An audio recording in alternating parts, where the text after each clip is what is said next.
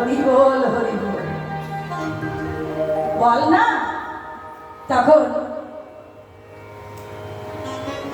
রায় দেখুন এখনকার দিনে ভগবান যে বাসনা নিয়ে দান করেছে, যেন গোবিন্দ ওনার মনের বাসনা পূর্ণ করেন, যেন দুহাত ভরে গোবিন্দ সেবার জন্য দান করতে পারেন। নিতাই গৌর হরি বল হরি বল হরি বল।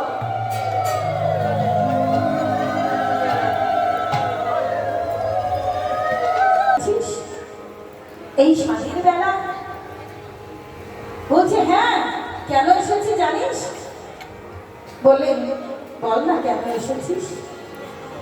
ওরা ভিড় তুই তো সবই জানিস, বারবার কেন তোর কাছে ছুটতে ছুটতে আসিস, কখনো প্রভাতে কখনো সাঁঝের বেলা।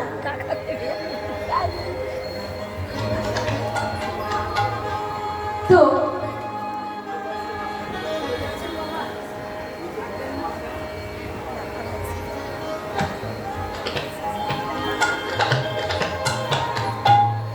যা রাধে আমার ভক্ত বাবা আমাকে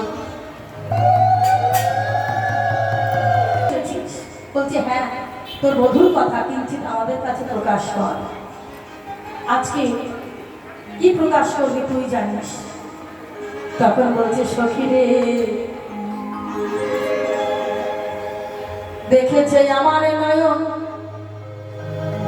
বলবে আমার বদন, যে দেখেছে সে বলতে পারে না, যে বলতে পারে সে দেখতে পায় না। সখীরে বেরিয়াবো সানকালে, আমি একটা ডাগরি কক্ষে লই যমুনাই জল আনতে গেলাম।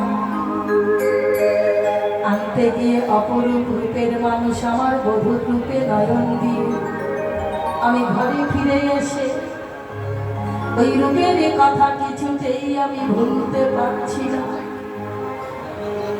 তো বলছি তো সেই রূপের কথা আমাদের কাছে প্রকাশ কর। দেখেছে আমার নয়ন, বলবে আমার বদন,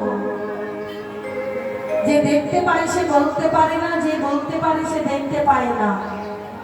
নয়ন দেখেছে, নয়ন বলতে পারে না, নয়ন দেখেছে বলতে পারে না, আর বদন বলতে পারে দেখতে পায় না। আহা, তাই সখী রে, আমার রাধারানী হচ্ছে বক্তা আর শ্রোতাবৃন্দগণ হচ্ছে সখীবৃন্দগণ।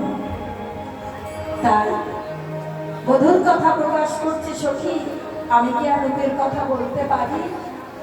বিধি দিয়েছে আমার একটি বদন, বিধি যদি শত শত বদন দিতেন বলেও আমার বধূর রূপের কথা ফুরা যেত না।